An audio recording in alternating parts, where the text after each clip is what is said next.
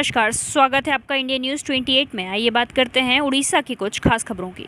उड़ीसा के भुवनेश्वर में होगा विश्व हिंदी परिषद का प्रांतीय सम्मान समारोह। खबर ओडिशा के भुवनेश्वर से है, जहां विश्व हिंदी परिषद द्वारा एक प्रेस कॉन्फ्रेंस का आयोजन किया गया, जिसका मुख्य उद्देश्य विश्व हिंदी परिषद द्वारा आगामी कार्यक्रमों के बारे में जानकारी देना था, जिसमें मुख्य रूप से 2 नवंबर को राजभवन में आयोजित होने वाला कार्यक्रम शामिल था। विश्व हिंदी परिषद हिंदी साहित्य को विश्व स्तर पर पहचान दिलाने तथा हिंदी भाषा को समृद्ध एवं सशक्त बनाने का प्रयास राष्ट्रीय स्तर पर निरंतर करती आ रही है। भाषा समृद्धि को विस्तार देते हुए विश्व हिंदी परिषद ओडिशा प्रांत द्वारा हिंदी भाषा के विकास एवं संवर्धन के लिए राजभवन ओडिशा में 2 नवंबर संध्या 3 बजे हिंदी ओडिया साहित्यकार, समाजसेवी, राजभाषा कर्मी तथा हिंदी के प्रचार प्रसार में अतुलनीय योगदान देने वाले विशेष व्यक्तियों को सम्मानित करने एवं सांस्कृतिक कार्यक्रम सह कवि सम्मेलन का आयोजन किया जा रहा है।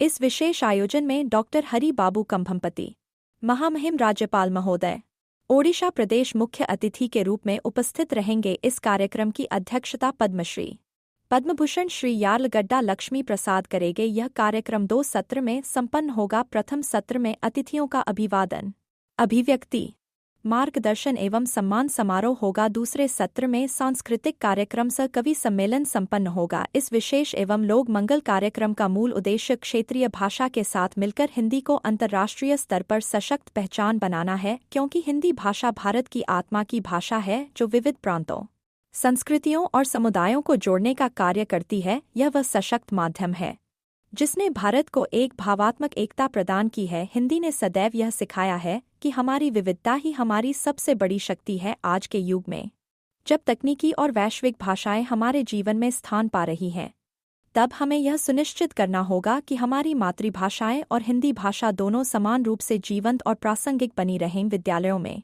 प्रशासनिक कार्यों में, साहित्य, पत्रकारिता और तकनीकी माध्यमों में हिंदी का सहज प्रयोग बढ़ाना हमारी राष्ट्रीय जिम्मेदारी है। स्टेट हेड सुधाकर शाही की रिपोर्ट। विक्रमादित्य सेन, अध्यक्ष विश्व हिंदी परिषद उड़ीसा प्रदेश। कार्यक्रम 2 नवंबर 2025 को है। स्थान राजभवन उड़ीसा। कार्यक्रम 4 बजे से शुरू है, पर राज्यपाल महोदय 4 बजे आ जाएंगे, लेकिन हम सारे दर्शकों श्रोताओं से निवेदन करते हैं कि वो 3 बजे राजभवन पहुंच जाए और अपना स्थान ग्रहण करें, क्योंकि जब तक आम जनमानस सभा में प्रांगण में उपस्थित नहीं रहेंगे, मुख्य अतिथि, तब तक का आना उचित नहीं है। इसलिए सारे श्रोताओं से, दर्शकों से, उड़िया भाई बंधु, हिंदी प्रेमी से निवेदन है कि आप 3 बजे तक आके अपना स्थान ग्रहण कर लें, ताकि हम कार्यक्रम समय से शुरू कर सकें। किस क्षेत्र में लोगों को सम्मानित कर रहे हैं?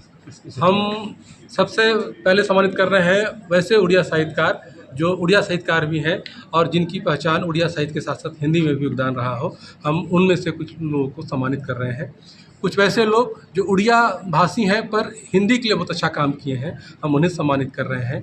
इस राज्य में बहुत से ऐसे राजभाषा अधिकारी हैं, जैसे यहाँ पे भैरा बाबू हैं, बहुत से ऐसे लोग हैं जिनको मैं उनमें से चुन के, कुछ हिंदी भाषी भी हैं, कुछ उड़िया भाषी भी हैं, उनको सम्मानित कर रहे हैं।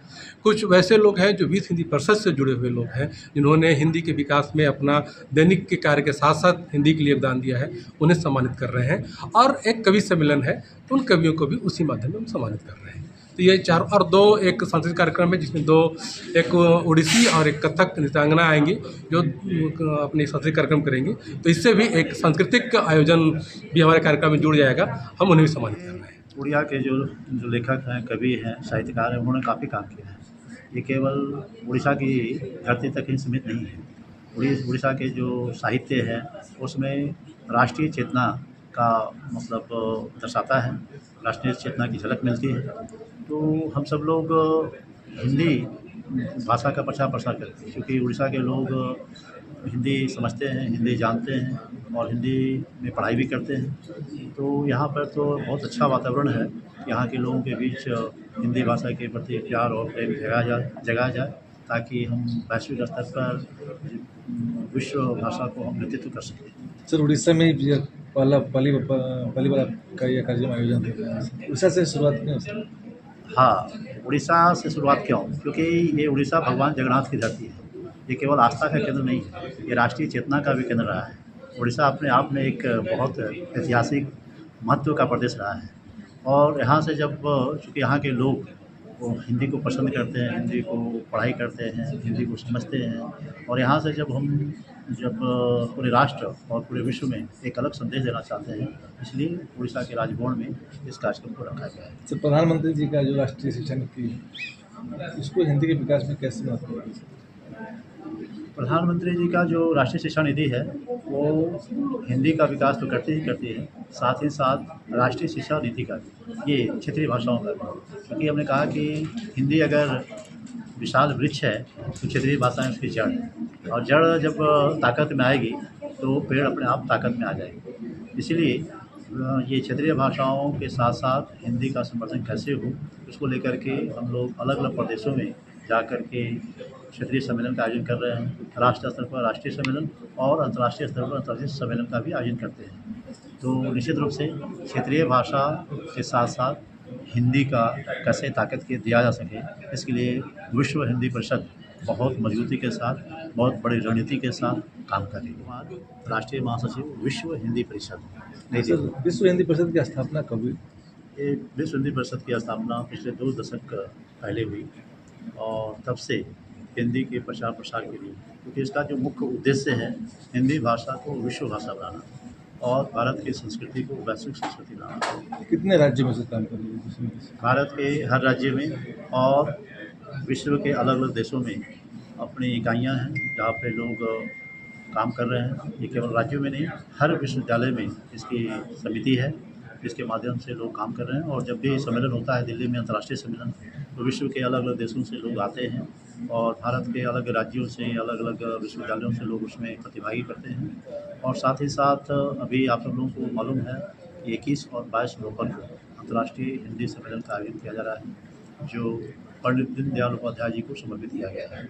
लेकिन मुख्य रूप से जो आज ये प्रेस वार्ता हो रही है, ये 2 नवंबर के लिए जो उड़ीसा के राजभवन में एक कार्यक्रम हो रहा है, जहाँ पे हम न केवल हिंदी के विद्वानों को सम्मानित करने जा रहे हैं, बल्कि उड़ीसा में भी उड़िया के जो साहित्यकार हैं, लेखक हैं, कवि हैं, उनको भी हम सम्मानित कर रहे हैं। क्योंकि विश्व हिंदी परिषद का मानना है कि जब क्षेत्रीय भाषाएं बचेगी, क्षेत्रीय भाषाएं ताकत में आएगी, तभी हिंदी भाषा ताकत में आएगी।